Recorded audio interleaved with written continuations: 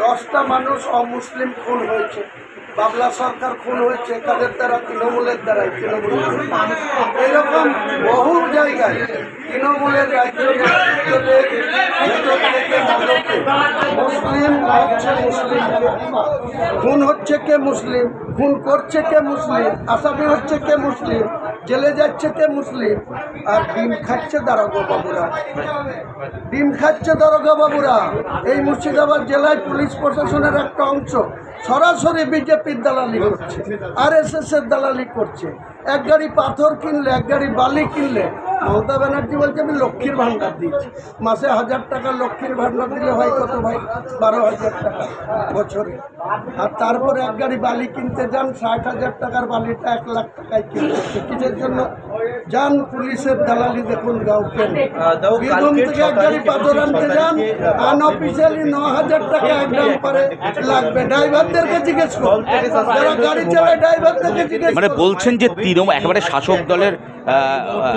শাসক দলের মদতেই এইগুলো চলছে। ডাইরেক্টলি মমতা ব্যানার্জি পুলিশ মন্ত্রী, তার নাম ভাঙিয়ে এই জেলার পুলিশের বৃহৎ অংশ মুর্শিদাবাদের খুঁটি চেপে ধরে টাকা দেয়।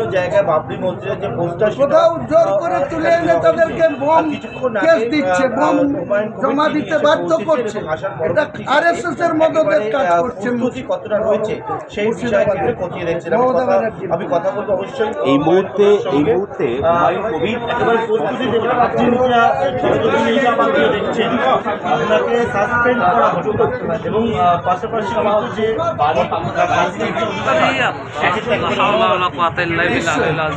কালকে অনুষ্ঠান 12টার সময় শুরু হবে।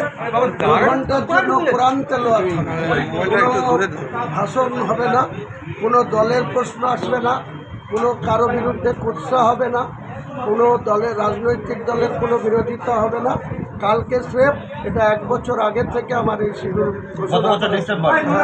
গত বছর ডিসেম্বরে আপনাদের ক্যামেরাম্যানও সেখানে বিধানসভার সামনে ছিল, আপনাদের চ্যানেলের ক্যামেরা, বহু চ্যানেলের ছিল।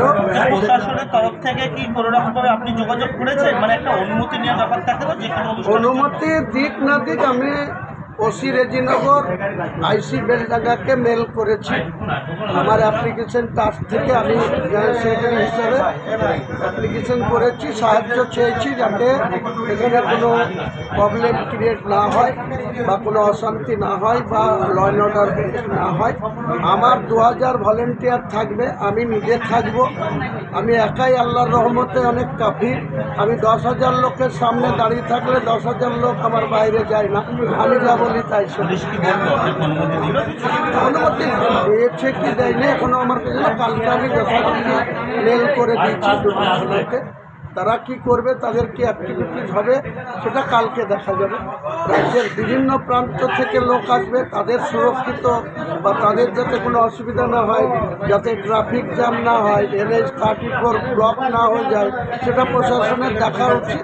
আপনাদের চ্যানেলের মাধ্যমে আমি মুর্শিদাবাদের প্রশাসনকে, পুলিশ প্রশাসনকে, বেলডাঙ্গা থানার IC-কে, শক্তিপুরের OC-কে এবং রেজিনগরের OC-কে বিশেষভাবে বলবো যে এটা অত্যন্ত স্পর্শকাতর একটা বিষয়। এখানে মুসলিম সেন্টিমেন্ট জড়িয়ে আছে, মুসলিমদের আবেগ জড়িয়ে আছে। কাজেই কালকে কত লাখ লোক আসবে আপনারা কাল লক্ষ্য করবেন। গতকাল কার্যত এই সময়তেই আপনাকে একবারে আপনি গেছিলেন যে জায়গায় সভামঞ্চে, তারপরে সাসপেন্ড করা হয়েছিল। আজকে 24 ঘন্টা অতিক্রান্ত হতে গেল। এক্ষেত্রে আপনি একটা কথা কালকে বলেছিলেন যে আমি বিধায়ক পদ থেকে ইস্তফা দেব 17 তারিখে। কারণ আপনারা জানেন যে বিধায়কদের স্ট্যান্ডিং কমিটি মাসে 4টে করে মিটিং করতে হয়। আমি গত বুধবারে একটা মিটিং করেছি। আমি যে স্ট্যান্ডিং কমিটির PLD কমিটির চেয়ারম্যান আছি, আমি সহ 20 জন MLA আমার কমিটিতে আছে, তার মধ্যে 12 জন বিজেপির MLA আছে। একটা MLA 4 সপ্তাহে 4টে মিটিং করতে হয় মাসে, তবে তার জন্য ডেলি অ্যালাউন্স পাই 60,000 টাকা। 17 তারিখে আপনি বিধায়ক পদ থেকে ইস্তফা দিচ্ছেন। 17 তারিখে আমি মিটিং করব 12টা থেকে 1টা। 2টোর পরে আমি অনারেবল স্পিকার যদি বিধানসভায় থাকেন তাহলে তেনার কাছে গিয়ে আমি বিধায়ক পদ থেকে রিটায়ার করব। কালকের পর থেকে কোনো রকমভাবে দলের কেউ, মানে তৃণমূল কংগ্রেসের কেউ আপনার কেউ যোগাযোগ করেছে? না, প্রশ্নই আসে না। আর আমিও তাদের সাথে কোনো যোগাযোগে থাকতে চাই না। আমার আগামী দিনে কী টার্গেট হবে।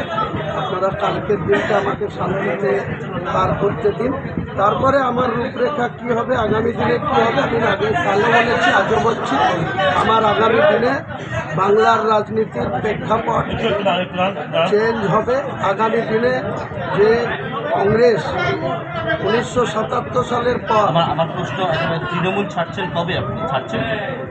তৃণমূল তো আমাকে সাসপেন্ড করে দিয়েছে। তৃণমূলের তো আমি কোনো পোস্টে নেই, সাংগঠনিক কোনো জায়গায় নেই। আমি বিধায়ক 17 তারিখে রিজাইন করি। এখন কি হুমায়ুন কবির তৃণমূলের সঙ্গে কোনো রকম কোনো যুক্ত? কোনো যুক্ত নেই, কোনো যুক্ত থাকার প্রশ্নও নেই। তৃণমূলের সম্বন্ধে আমার কোনো কথা বলারও দরকার নেই। তৃণমূল আমাকে অপমান করেছে, অসম্মান করেছে। আমি বাবরি মসজিদ করব বলেছি, তার জন্য সাসপেন্ড করেছে। তৃণমূলকে এর জন্য খেসারত দিতে হবে।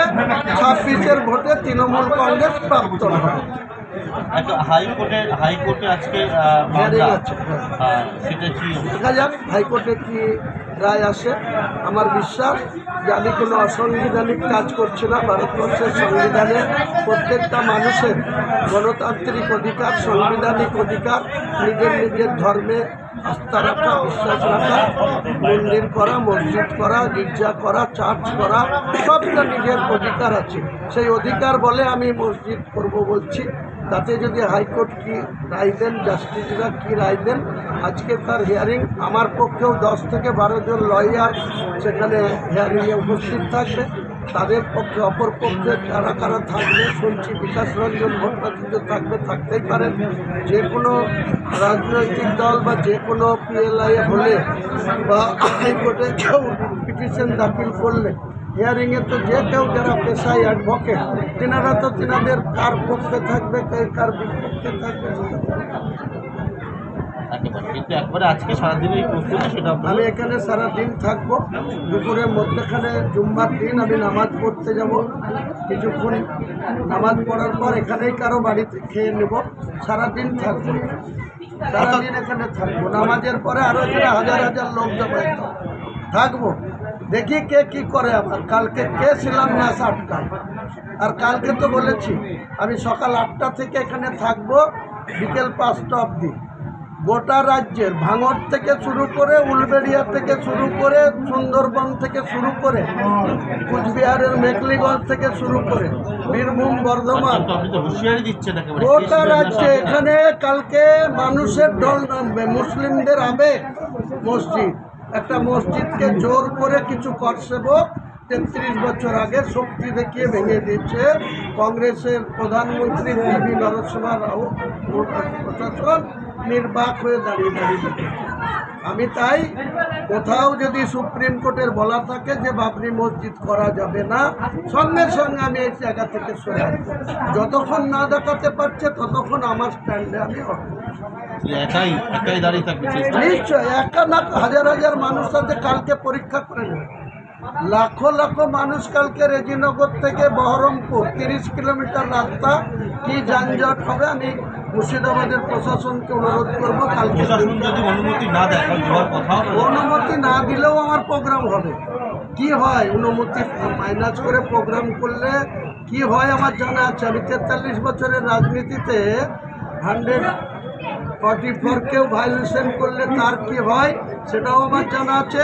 আর এই প্রোগ্রাম আমার ধর্মীয় প্রোগ্রাম। আমি একটা মসজিদের শিলান্যাস প্রোগ্রাম করব। সেটা যদি এই সরকার যখন হিন্দু ধর্মের কোনো প্রোগ্রাম হয় সেটাকে পুলিশ লাইন দিয়ে সুরক্ষিত রাখে, আর আমার এই শিলান্যাসের বাইরে গেলে আজুড়া বাস তৃণমূল কংগ্রেস নিজের এতেই নিয়ে কোনো আরো 12 কলকাতায় বিভিন্ন ইলেকট্রনিক মিডিয়ার অন ক্যামেরা 2025 সালের 6 ডিসেম্বর বাবরি মসজিদে শিলান্যাস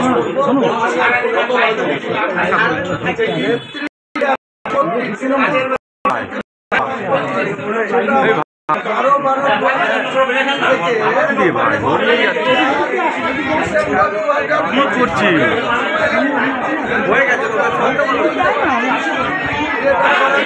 কি করছিল চাই না নিচ্ছি দেখো নিচ্ছি না দাঁড়া না আমাকে নড়াচ্ছিস কেন আমাকে চলছে লাইভে আছে তুমি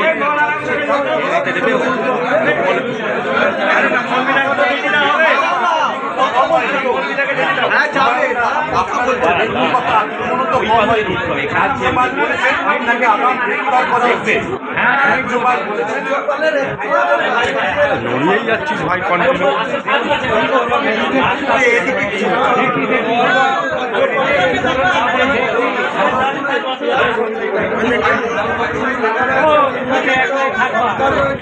সেই সরকারের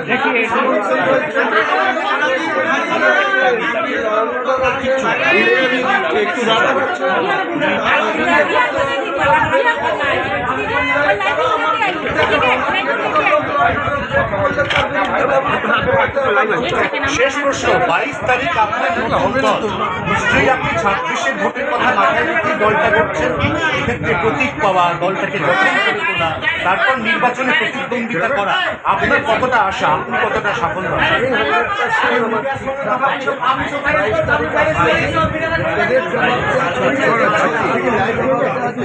ওই কথাটাই বলো না। মুর্শিদাবাদের উন্নয়ন, বাংলার উন্নয়ন, মেকি উন্নয়নের কথা চলছে, শুধু বেশি বেশি দেখে আমরা হচ্ছে কিছু হচ্ছে না। তার যোগ্য জবাব বাংলার মানুষের কাছে দেব এবং আমি 299-এর মধ্যে আমার পার্টি 135টা সিটে ইতিমধ্যে কি রূপরেখা তৈরি করেছেন নতুন দলে?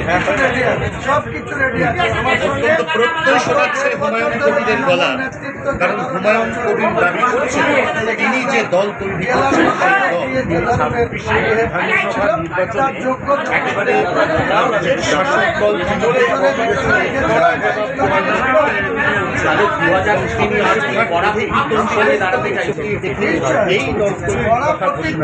আরো ভালো ভালো খবর দেখতে সাবস্ক্রাইব করুন বাংলা হান্টের ইউটিউব চ্যানেল।